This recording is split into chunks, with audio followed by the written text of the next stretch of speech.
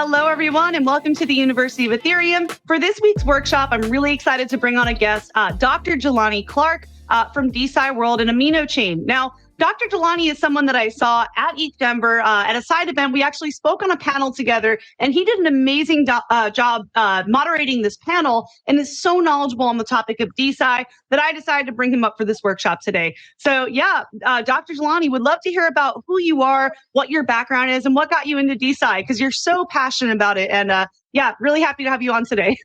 For sure. Rachel, thank you for having me on. I think this is a great opportunity and a great pleasure. So thank you. My background. So I'm a neuroimmunologist by training, which means that when I was doing my doctorate degree, I was studying how your immune system, your body's general immune system interacts with your brain.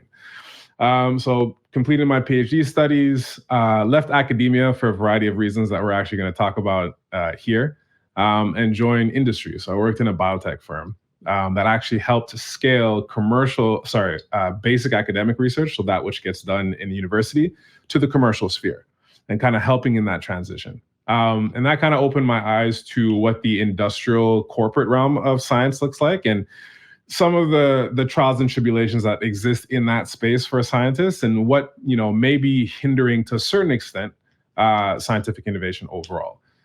So after kind of going through that journey, I was working in that space for about 2 years.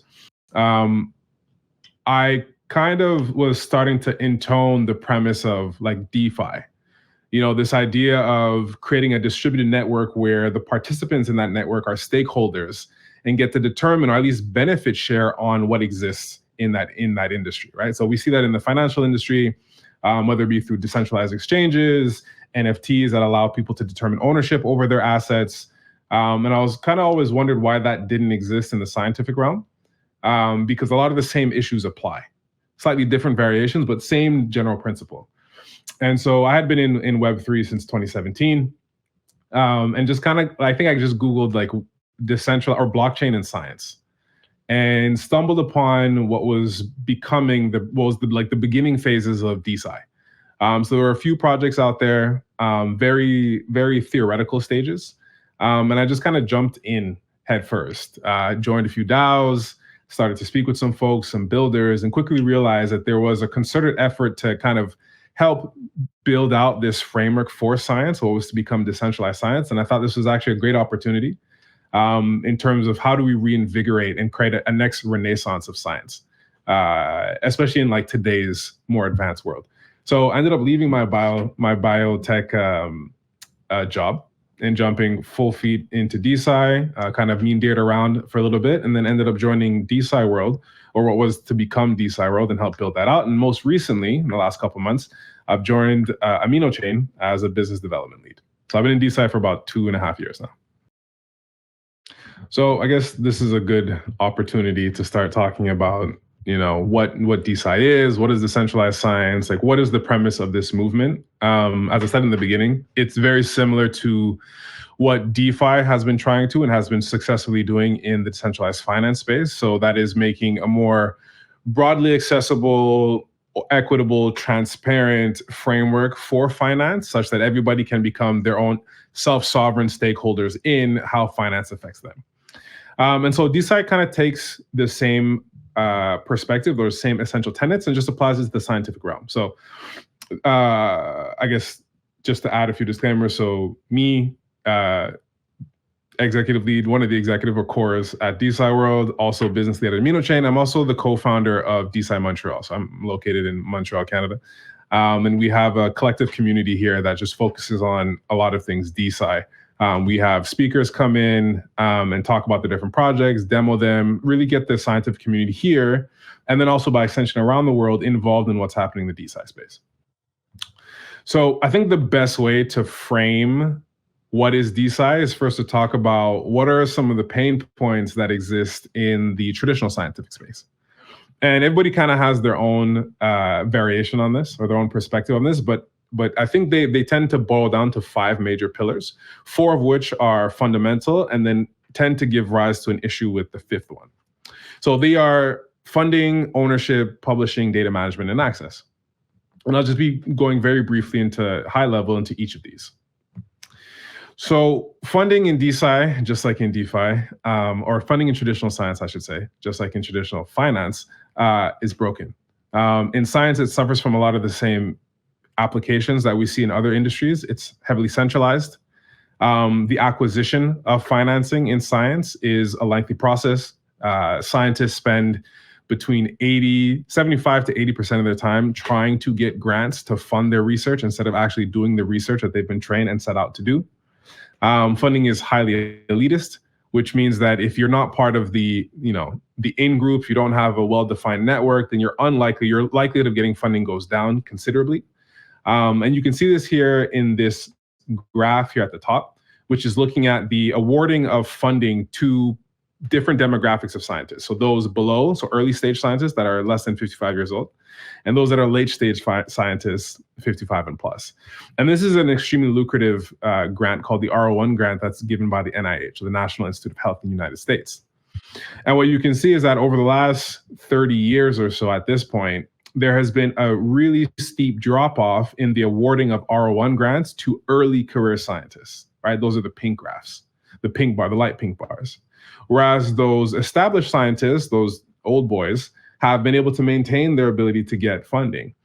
And so what this really does is it stifles up and coming scientists, which often are less pigeonholed within certain dogmas and are more risk on to try to find different, or to pursue different scientific claims. They're not getting funded as much. In addition, the centralization of funding in science gives rise to susceptibility for regulatory, political, and narrative capture, which basically means that if you're not doing the sexy science of the time, i.e., if you're not really working on AI, the likelihood of you getting funded currently is much, much reduced than if you were doing something that aligned with a political agenda, a regulatory agenda, or a sexy narrative agenda. And when you kind of put all these things together, it gives rise to a variety of phenomenon, but one of which in particular is well known to scientists is called the Valley of Death.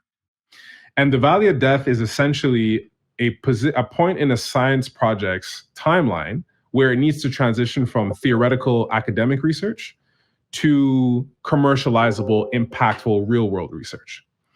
And if you look at this graph here, which represents this, the red line is what would be required in terms of funding. So that transition point, which happens about here, usually requires a massive influx of money to make things scale and be actually applicable.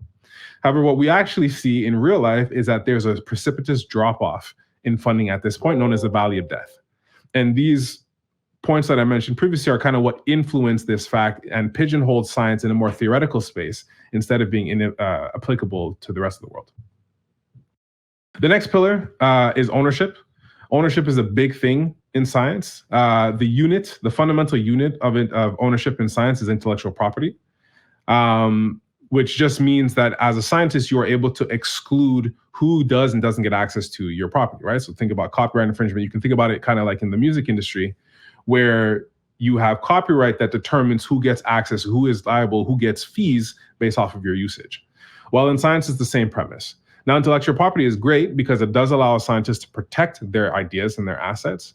But at the same time, it's also extremely expensive to institute and cumbersome as well. And so this often relies on institutions, so those places where you do your research, or third-party brokers to help actually generate these IP. And as in the case of most middlemen, they oftentimes get large portions of the governance over that IP in such a way that the scientist really doesn't have that much of a say. IP is also, so that's the example of institutional capture. IP is also limited in its asset range. So there are very few things that can actually get fit into the legal structure of IP. Despite this, there's a lot of intangible assets, or what's considered intangible assets, that exist in science, whether that be the relationships you build with your peers that allow for better collaborations, software that is developed, ideas that have not quite been flushed out but still exist, fundamental data pieces that may not be wrapped into a completed project but may be valuable to someone else's research. Those often don't get put into IP. And so there's a breadth of value that is generated in science that IP cannot capture. Now, in terms of itself as an asset class, it's also highly liquid. Most of the time, IP is not open to free market dynamics. And so you can't really evaluate it. You can't give it a proper evaluation. And it's very hard to trade because of the bureaucracy that exists with changing ownership and governance aspects of IP. It also has limited security. So how do you reinforce or enforce these frameworks? Oftentimes, in the majority of cases, IP actually there's infringements that exist, and it's very difficult to actually apply enforcement tactics on that.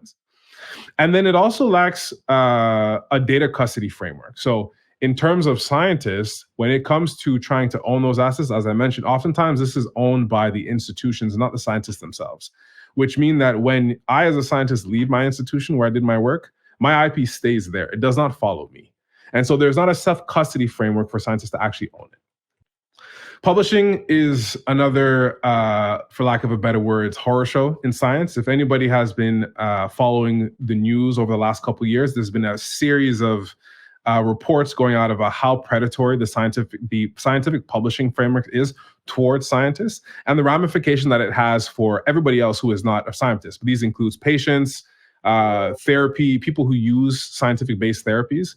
All of this chain of provenance or this chain of effects affects all participants in this framework. And so a great example is the Stanford president who had to step down because the integrity of his seminal data on Alzheimer's, and seminal data meaning seminal papers, meaning these are the papers that a lot of the therapies and future Alzheimer-based research has been leveraging over the last 30 years to develop these kind of therapies for patients.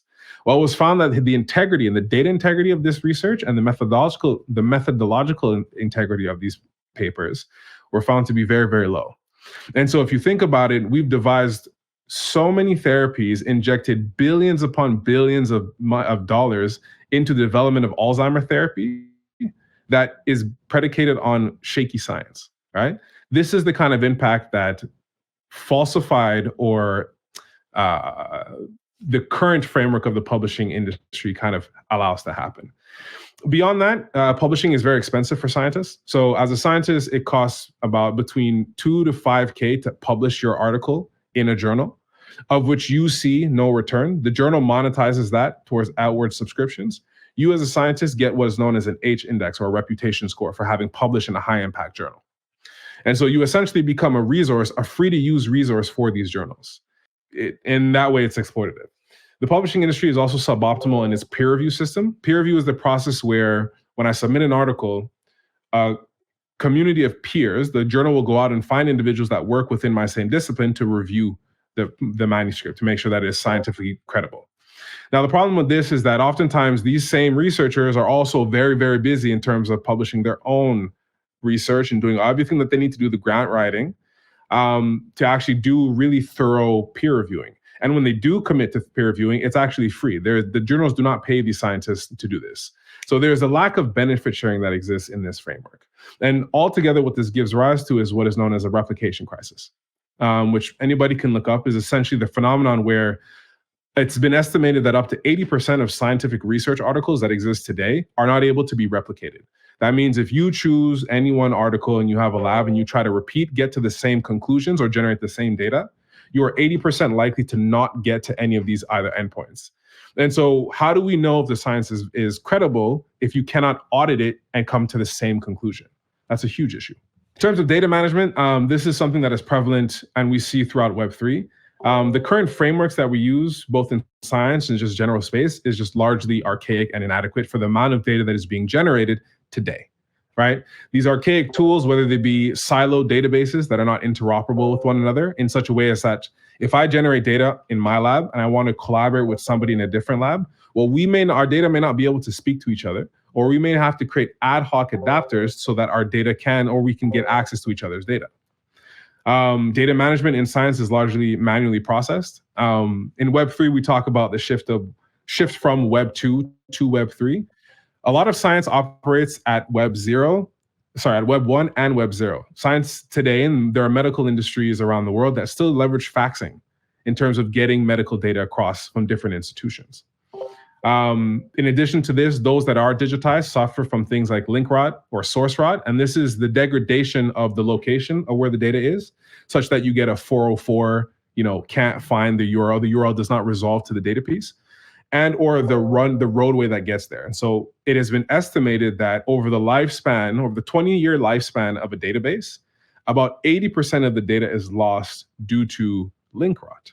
Additional points are there's lacks of standardizations in science. So I may generate reports on my data or structure my data in particular ways that is not compatible with someone else's, right? And so how do we get interoperability when I'm structuring my data this way and it looks very different to how another creator is structuring their data? And you can think about this as being an issue with regards to the application of AI in science. AI runs on very structured data. You ideally want structured data for AI. And so how am I going to garner insights across a broad spectrum of data providers when all of our standards are very, very different? The AI is not going to have a level of penetrance that it needs to do to generate really profound insights. And then in addition to this, oftentimes the data in science is not machine readable. Now, finally, all of these previous points all culminate into issues around accessibility to science. And this takes a variety of frameworks, a variety of forms. So whether they be paywalls for journals, where it costs on average between $35 to $50 to gain access to a journal. And to us, that's, you living in a first world country, that's an annoyance. But if you live in a second or third income country, that's prohibitive. And so how do you build a burgeoning scientific architecture or a scientific industry or academic industry in a place where you can't get access to the fundamental research that is needed to grow that industry? We also suffer with language barriers. English is the predominant language in science. Most people in the world do not speak English. Now it's changing a little bit, but still. And so when it comes to nuance and semantic relevance of data, sometimes that gets lost in the language translation. And so we need to have better ways to convey research and to convey knowledge, whether it be manuscript or science communication, that is more amenable to all participants and all potential stakeholders in the scientific ecosystem. Institutional elitism, which means that if you don't go to, let's say, an Ivy League university or a university in the West, your credentials may not be recognized, even though you may be meritocratically as valid or as capable as somebody who went to those institutions. Socioeconomic and cultural isms, which are another reflection of societal cultural issues that exist that permeate themselves into science, whether you be a person of color, a minority, a woman, all of what we see in the outside space is also equally present in science. Geographic isolation, which is another product of institutional elitism. Depending on where you are, where you're located may not have the institutions or the amenities to allow you to grow in your scientific endeavors and what your scientific passion is. And then finally, concentrated funding, of which tends to localize in the global Northwest, is another big issue, right? If the money for science is located in one pocket of the planet, you can't do it anywhere else. Science is an extremely expensive process. And so that limits who gets access to science. And so a good example of this, or what this gives rise is to two major phenomena that I like to highlight. First is something known as brain drain, whereby people from other areas, so less scientifically robust areas or instituted areas, migrate out of their home areas to the places where they can actually do the science. And that's fine inherently, but the problem then becomes is they oftentimes stay there because those are where the opportunities, whether it be jobs or the opportunity to innovate, stay. And so what you have is a leaching effect of mind share and mind power and brain power from these places that could develop their own scientific industries due to this process. And this can be exemplified by this second picture here, which is looking at scientific papers as a proxy of innovation or the science being done that is coming out of different regions around the world. And what you can see is that the United States or North America, Western Europe, and the China region are the prominent developers or the prominent outputters of scientific innovation or scientific papers. Whereas Africa as a whole, Southeast Asia, and South Africa, which actually has the bulk of human population in the world, are almost inexistent in these frameworks in terms of generating science. And so there needs to be a way to broaden the accessibility through a variety of different mechanisms to allow these participants that exist in these regions to participate in the scientific record of knowledge. And so if you pull these all together, one of the overarching phenomenon that we see is a reduction in disruptive science. And so what does disruptive science mean? Disruptive science is, in science, when you create innovation, it can happen either in incremental steps, where one block builds on another, or it can happen in really large intuition leaps. And oftentimes these intuition leaps are a product of energy being put into a system and people just trying things. A more chaotic system that gives us, okay, we discovered this really powerful phenomenon. Let's then back test and see how we actually get to there. And what has been shown over the last 100 or so years is that there has been a very steep drop off in the development of disruptive science. So that science that really shakes up the world and how we do things. Web3 is a good example of like an advent of disruptive science that has come about. The internet, as a previous one, was another one. The atom bomb was another one. Like those are examples of disruptive science that is happening. And what we've realized is that across the board, there has been less and less disruptive science happening over time. Now, this even takes into consideration the fact that as more and more science gets done, the easier science is solved first, and that gives us to harder and harder science. So those things that are much more complex to figure out. Even with that being taken into consideration, there is still a really big drop off on innovation in science that has been happening over the last century or so.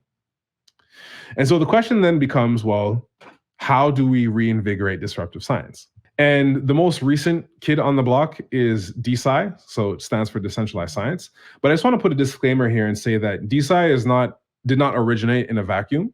It is actually a predecessor. Sorry, it is a subsequent, its predecessor is open science. So open science was the movement that existed before DeSci, whose goal was to make science much more openly accessible through a variety of verticals, technologically, communication-wise, funding, to help invigorate scientific innovation. Now, the problem with open science was that it was generated in a time or in a space, in a paradigm that did not want it.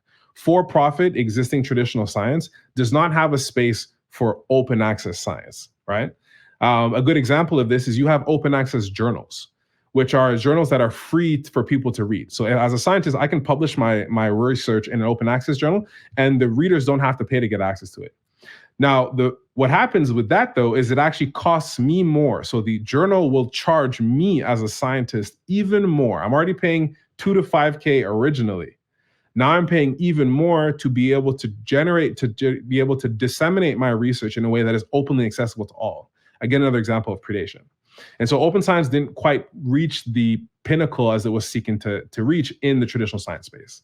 And so what is DeSci? Well, DeSci is Decentralized Science, which is a movement that aims to build public infrastructure for funding, creating, reviewing, crediting, storing, owning, disseminating scientific knowledge fairly and equitably using decentralized technology. And this is taken expressly from the Ethereum organization webpage. What is the DeSci tech stack? What is this decentralized technology that DeSci uses? Well, it's an amalgamation of distributed ledger technology and cryptography, essentially all of what underpins Web3 in general. And so when you fuse these two in DeSci, most often tools that we use are blockchain, of course, compute to data, which is a framework where nowadays, when I want to do a compute job, I send my data to the algorithm. In this instance, in compute to data, you send the compute to where the data resides, allowing the person who owns that data to maintain sovereignty and ownership over how that data gets utilized. When you layer on things like ZKP or zero knowledge proofs, you get zero knowledge computation, which allows you to send an algorithm to a data set without revealing what that data set is. So the algorithm can pull out insights, but I still maintain the privacy and ownership over what that underlying data is. I'm going to give you a few examples in the real world why that's important. Smart contracts are another thing for automation and streamlining of processes. Tokenization, which is, I guess, is an extension of digitization, as well wraps into the concept of ownership and how you gauge access controls to your data or to any of the assets in science. And then the newer instance on the block is attestations. And this is an ability of a person to attest, give their opinion on the aspect of a research or aspect of an asset. And that weaves itself into the technical tooling of how DeSci operates. I'm not going to go into each and every one of these examples, but this slide kind of gives you a high-level overview across the different verticals. What are some of the applications that are being generated in DeSci to tackle the problems that I mentioned to you previously? Now, I will give a few examples in the next coming slides, but I know there's going to be a series. This is the beginning of the DeSci series for the University of Ethereum. And so there will be speakers coming in the next few episodes to talk about funding, ownership, publishing, community, data management. And they'll go into much finer detail into exactly what this looks like or what's been going on with this in the DeSci space. But to kind of give a little bit of a preview, The value proposition of funding or DeSci to funding is that we can make this decentralized. Now you don't necessarily have to be an accredited investor to invest in a scientific project. You can be a stakeholder. I can be a patient population who is suffering from cancer, Alzheimer's, pick whatever disease. Web3 allows me to be able to contribute via cryptocurrency or other frameworks to science that is being done that I'm particularly interested in, right? Web3 also allows us for rapid deployment, makes it more equitable because everybody can participate in it. And on the scientist side, this is really attractive because oftentimes these populations or these demographics are more risk tolerant, right? Either because they are suffering from disease and they really want a cure, or just because of normal differences between humanity, some people are just willing to take more risks. Whereas before, you had to go to an institution that had bylaws that limited what it could do. And so 2 examples of these are the peer-to-peer funding marketplace that DeSciWorld has, that is DeSciWorld in the process of developing. And this is just a vote escrow system or a multi-layered vote escrow platform that allows researchers to find funders and put up bounties for research to be done or for scientific questions to be had. So for example, if I'm a researcher and I want to collect soil samples around the world, but it's expensive for me to go about and set up testing sites, I can put up a bounty on the DeSciWorld peer-to-peer funding marketplace, say 2 or 3 ETH, and have people go out, qualified individuals, so there is a measure of KYC that exists here, have qualified individuals, meritocratically qualified individual, go and get these soil samples and ship it. And then there will be milestone unlocks of the funds as the samples move towards their destination. Another example of this that is much more DAO and community focused is the biofunding DAOs. So there is a collective of DAOs that focus on different scientific verticals. You may know VitaDAO as the most prominent one. They're focused on longevity. What they do is essentially a crowdsourcing platform that allows groups to come together, govern a treasury that then invests in scientific IP. In their instance, IP around longevity. And so these are free to join DAO communities that have Discords, that have websites. And so anybody can join and through their tokenomics govern the treasury that then invests in these IP and then eventually owns these IPs and then can license them out. And so this is a real world revenue stream opportunity for the DAO. With regards to ownership, we have, touching upon IP, we have IP NFTs, which are a Web 2.5 primitive, essentially a tokenized contract that exists that allows participants in the DAO. So this is what the BioDAOs run, or the molecule ecosystem BioDAOs. VitaDAO, AthenaDAO, which is focused on women's reproductive health, ValleyDAO, which is synthetic biology, CryoDAO, which is focused on cryopreservation, Synapse DAO, which is an up-and-coming DAO that is focused on decentralized pharma. And I don't think, HairDAO, which is a very prominent DAO that is actually starting to already put out, has filed an IP, has created the most recent shampoo, and they're focused on hair loss. And they have a very vibrant community. I highly recommend everyone to check them out. Essentially, they all leverage this IP NFT framework, which is a contract agreement between the DAO itself and the scientific researcher. So when a researcher comes in and is looking for funding for their research, they go through a vetting process with the working groups in the DAO. And once that passes, then the DAO will invest and generate an IP NFT, which is then co-owned by the researcher and the DAO. And this takes a spin on the current framework that exists, where I mentioned previously, where this happens between an institution that oftentimes owns a lot of the governance rights over that asset. In this way, the community of stakeholders that believe in this research, as well as the scientists, get to own that collectively and determine how it is utilized. And the community can also participate and interact with the scientists about how the research is going in real time. Another example of ownership in DeSci goes outside the academic space and more towards personalized data. So this is an example of the CureDAO framework, but this applies to other examples like Rejuve.ai, Data Lake, Genico, Genomes DAO, all of these different platforms, which essentially allow you to self-custody your biomedical research, whether it be genetics, your health watch and smart meter data, all these kind of things through leveraging NFTs. And so how this works is you generate a bunch of data on your daily life, right? And what they'll do is they'll encapsulate this data in an NFT.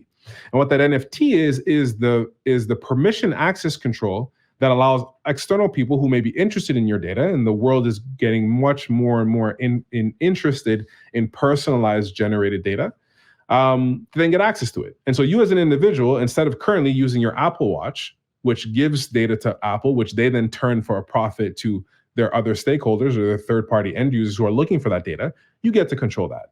And so you're not brokered. And just to point it out, for Apple, you don't see any of those returns. Apple is not giving you a dividend or a use-based royalty on the profits that they make off of that. Another example is 23andMe and Ancestry.com. 23andMe turns around and sells your data. Blackstone, one of the leading venture capital assets in New York, bought access to Ancestry.com for $4.7 billion. GSK, which is another prominent pharma player, paid $300 million to get access to data from 23andMe. You as a holder don't see any of that. And there's no reason for that to be the case. And so through leveraging Web3, NFTs, and other frameworks, you can now become a part of that discussion in terms of, you want access to my data? Well, let us broker a deal where the proceeds go at least partially back to me as an owner, as the generator of that data.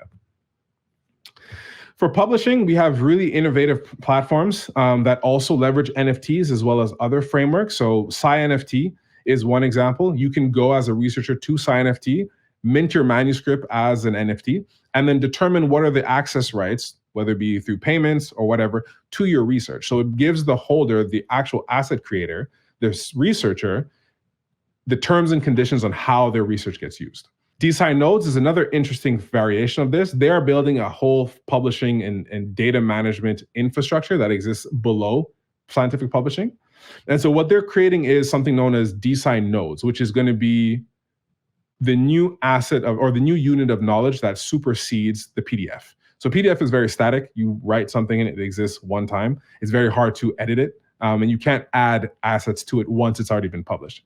A DeSci node, especially in the dynamic world we live in, allows a researcher to add any form of data. It can be a manuscript, it can be a piece of data, it can be anything. It could be their talk like this, that they're talking about their research, their thoughts, their journals, their notes, anything that is related to that unit, and keep it in one content ID location. They're calling these decentralized permanent identifiers, or leverage decentralized permanent identifiers.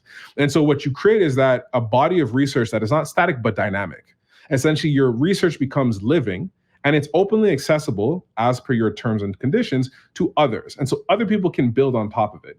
And because this leverages on-chain frameworks, it's inherently cited. Anybody who takes that data and then builds their own thing, there is an inherent link to that. So the citations are inherent to this process. You can't copyright this because we know where the data originated from. And that's a really new, interesting paradigm with regards to science. I'm going to blow through these next few ones. Data management, I think Web3, whether it be things like Filecoin, Arweave, and other frameworks, do a really good job and can be applied to science. IPFS is another great example of this. And so in DeSci, what you can have is the example of compute to data, where I have my data, my health data, in my NFT, in my phone. I can allow somebody to send their compute job to my data without revealing what that underlying data is. And so that's zero knowledge computation. Another example of this that exists outside more of the B2B framework, but also leverages patient framework, is Amino Chain, which is a decentralized biobanking infrastructure. And what a biobank is a place where when you give a blood sample, when you give a tissue biopsy, that gets housed in a location. Oftentimes, these are siloed. They don't interact with one another. And what Amino Chain is doing is building a solution that allows for these, essentially a marketplace, for anybody to see for people to see what exists in these different biobanks. Now, what that also allows is, as a patient, when I give my blood, I can actually see where in the network it goes. Is somebody biased access for it to generate some study that may have some impact? I can follow that train of provenance to determine how I've impacted or how my tissue has been used in the broader scientific ecosystem. And then finally, you have access points. And these are predominantly DAOs. This is a collection. There are more of these now. This figure is a little bit outdated, but you have maybe 20 to 30 DAOs at this point, all tackling different verticals. As I mentioned, Vita DAO for longevity. New Atlantis DAO is looking at biodiversity in the water. Cerebrum DAO, which is another bio DAO, is focused on funding research, brain-derived research. Athena DAO for women's reproductive health, and the list goes on. And I'll give you resources soon. But one kind of key example of this is DeSciWorld, one of the main projects that I work with.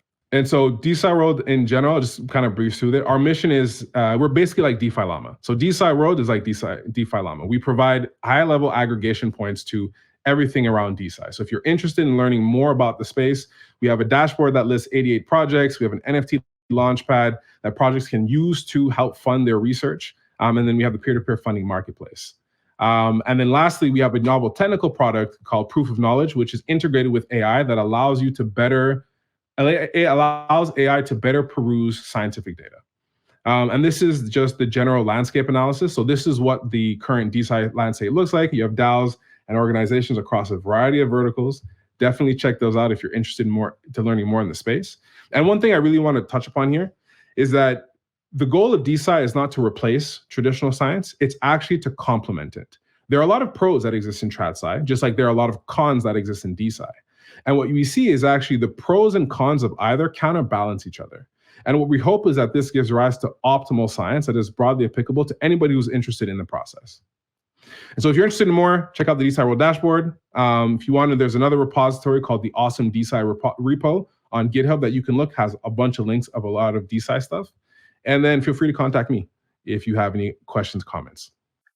Wow. So Jelani, that has been one of the most comprehensive and informative workshops that I've seen on the University of Ethereum so far.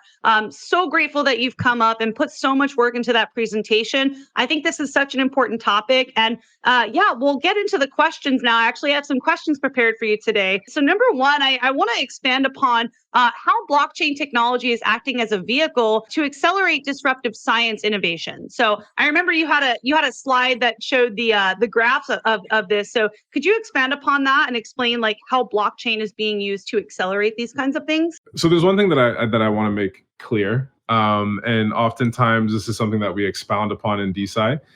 DeSci leverages Web3 and blockchain, but it's not exclusive. Right, DeSci is as much a socio-cultural shift as it is a technological shift. And within the technological space, blockchain is one component. And Web3 related tools are one component.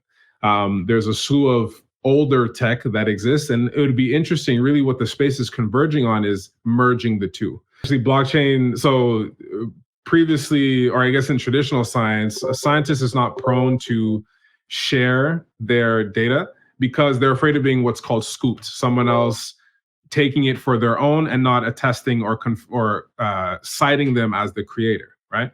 What blockchain does is it creates a really nice space for you to be able to attest to your things on chain, whether it be your data or commit your data on chain when it's available, when it's possible. And that's a timestamp. That's a verifiable timestamp that you or your wallet is the creator of that data. So I don't have to create a whole IP. It's verifiably there. And then if anybody builds on top of it, so like I mentioned with the DeSci nodes framework, any additional piece of unit that is built on top of that attests back inherently to that piece of information.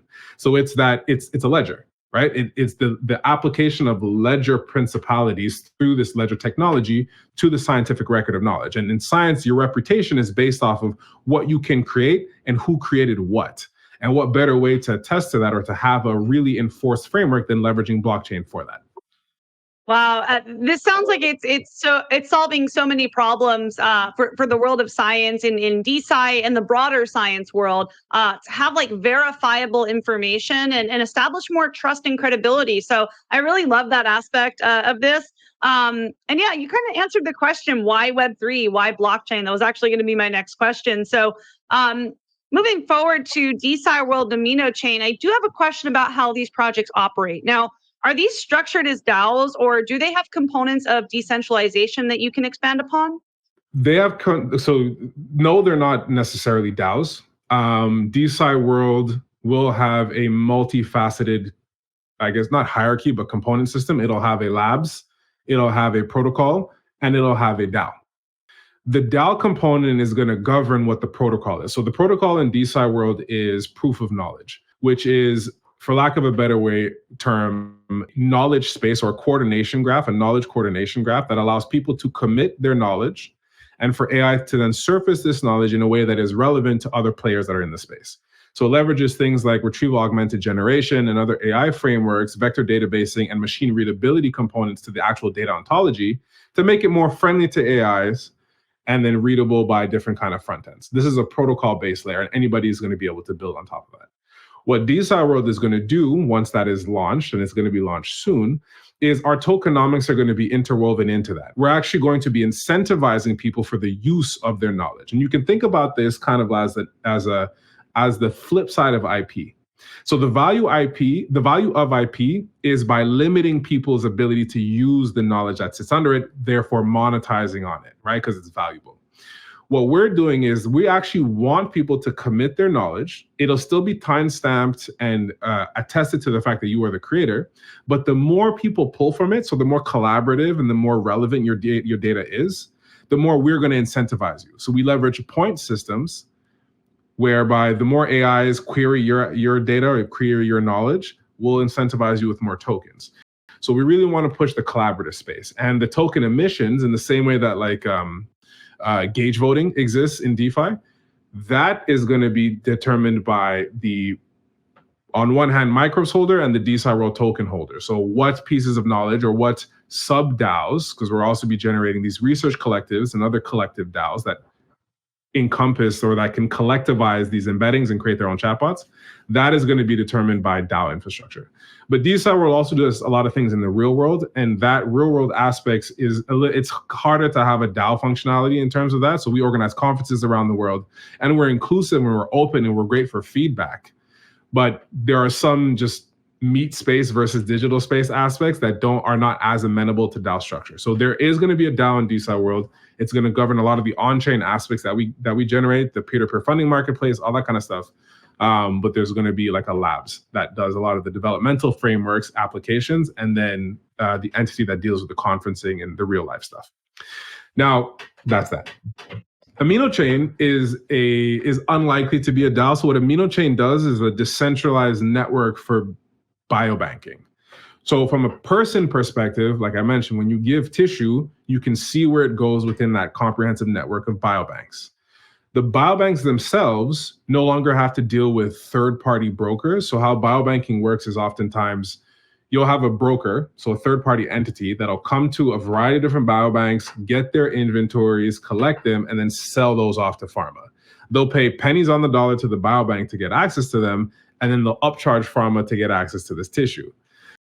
What the decentralized biobanking framework can do is it allows biobanks to deal directly with one another in a way that is comprehensive, and that does leverage blockchain. So you have standardization between inventories that is currently not possible or currently not in place. So biobanks can speak better with each other, can operate a lot faster. And then they can also deal with, as a marketplace, because all of their data then becomes NFTized, where a third-party procurer, so a pharma who wants access to your blood tissue, can go directly to that. And then within that are smart contracts that can allow for royalty distribution to the patient. So Amino Chain does present frameworks of decentralization. Our goal is to decentralize the biobanking industry, but it's not on a per-person basis, and it's not self-custodial to the individual. It's more of a business framework. Awesome. Well, thank you for the clarification there. And I guess before we go over to the last question here, I'm curious, if you can expand upon what the steps are for students listening or any individuals in the community that want to get involved. Yeah, for sure. So, steps to get into DeSci. So DeSci exists around everybody, right? I think what the movement actually does is it concretizes the idea that you can do science no matter where you are, no matter who you are. And what the internet does is it allows you to connect with tribes. I refer to them as tribes. It allows you to find your tribe that is interested in what you're doing. And if not, to start your own tribe, right? So all the DAOs that exist in DeSci were just ideas in an individual's head that then came to fruition. So if you're passionate about, say you're a formally trained scientist and you're passionate about women's health, well, you can go join the Athena DAO community. Then what that does is it gives you a tribe of people who are dedicated, all from different backgrounds, not necessarily scientists, but there are scientists in there from different backgrounds who are all involved in helping to push women's health and women's scientific research specifically forward. And what that does is you can just talk to mentors. You get access to mentors, you get access to thought leaders, to key opinion leaders. It becomes an incubator space. You can meritocratically participate. So if you're really good at one thing, whether it be, artistic renditions of infographics for science, or you're really good at analyzing PCR reports, you can participate by just joining these collectives. And so I say all that all to say that there are existing communities that you can join really, really easily. And I highly encourage people to do that, both from a participation, but also from an education point. If you're not scientific at all, but you really are passionate about women's health, you can join and learn about what are some of these aspects. You can get an education, and this goes into decentralized education framework, so I think is on par for a University of Ethereum, by participating in this. And otherwise, you can just start up your own collective. You can open a Discord, devise a community, create a token, or create a tokenomics and governance frameworks. And there are a variety of platforms that allow you to launch your own DAO comprehensively. And you can start your journey that way. So I think Web3 brings down the barriers to entry, and it's just find something that you like and really lean into it.